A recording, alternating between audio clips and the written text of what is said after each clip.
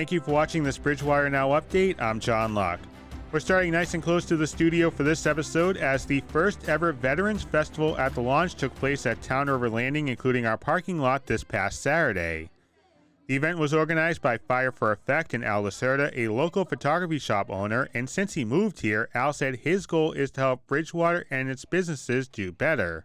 For me, I moved my whole family here, and I love it here. You know, I opened my business here, I moved my family here, so, you know, I feel like it's important that wherever you lay your roots, that you make an effort to do something better, and that's kind of what our intention was here. So, you know, this is just the beginning, and I want to continue to make improvements and help where I can in Bridgewater and bring business into Bridgewater so that these local businesses, can do a little bit better. Along with some live performances, there was something for everybody there, including fresh meat, donuts, a pumpkin patch, beer, and bagels. But perhaps the best part of the day, though, was it was from businesses from around the area. Yeah, today was I would say it was a success. You know, the local businesses benefited from being here, which is exactly what we wanted. And we're going to continue to work on this and make it better and better and better and try and bring a regular event next season to Bridgewater. I think we did what we wanted to do. We started getting the word out. People started coming down realizing that there is something down here. And the fact that we're able to use it for a good purpose is really all our goal is. Al and members of his team also cleared out a bunch of brush, making the area wide open, and also allowed for easier access to the canoe launch at the bottom of the landing. We'll have the full conversation with Al coming out later this week, including what the Fire for Effect Foundation is doing for Bridgewater, and Al talks about his photography studio located on Spring Street. The conversation will be on BTV's social media pages, and if you couldn't make it out on October 8th, there is another event taking place in the same spot coming up on October 22nd. It's hard to believe, but the BR varsity football season is past the halfway point after their game against Durfee this past Saturday. The start of the season was a little rough to say the least, with the Trojans getting outscored 77-0 in their first two games, but they can have a successful second half, and it started with a 39-15 win over the Hilltoppers. Dawson DeBose had 2 touchdowns, including one off of a fake punt as part of a 16-carry, 184-yard day. In all, 4 Trojans found the end zone, but a lot of attention was on the junior class, including an Enterprise quote from head coach Lou Pacheco.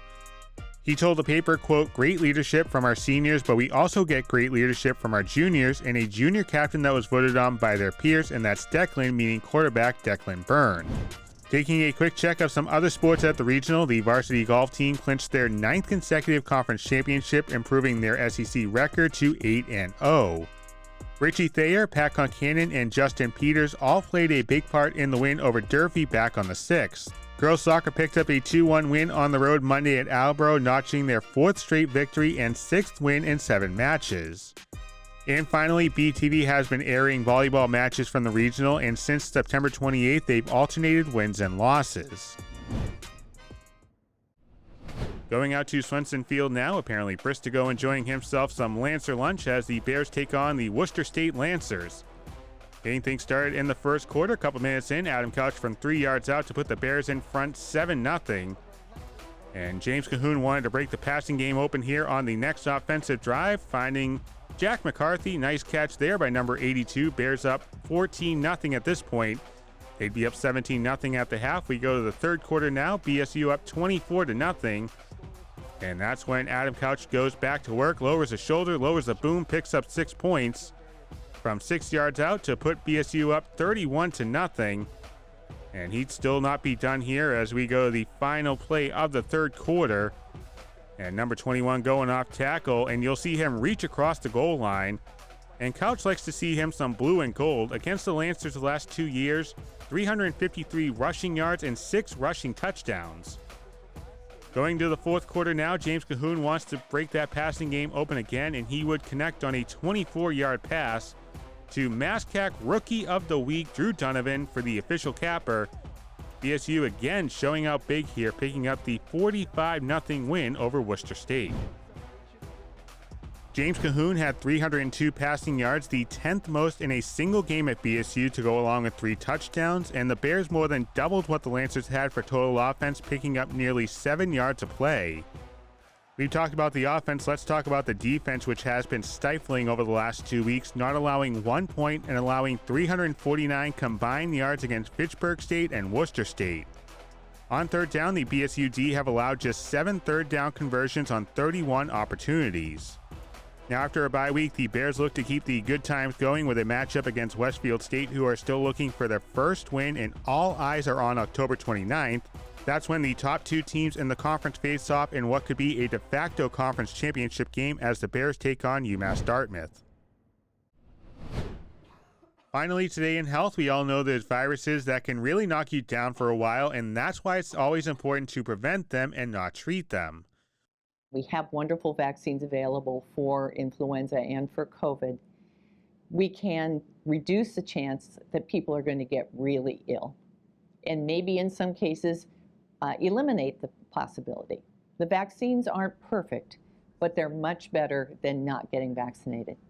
While vaccines are the best way to stay healthy, all illnesses are not preventable with a simple vaccination. Doctors have indicated that we're likely to see an increase in cold, flu, and COVID numbers since many people are maskless, and because of that, we may have a little more exposure.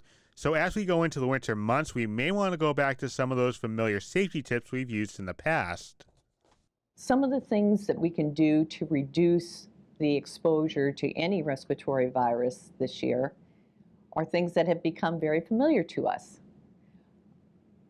Distancing, staying out of crowds, wearing a mask, hand washing are all things that will reduce exposure. It's recommended that everybody 6 months and older get their flu and COVID vaccines, and it is safe to get both at the same time. Thank you for watching this Bridgewater Now update. I'm John Lott.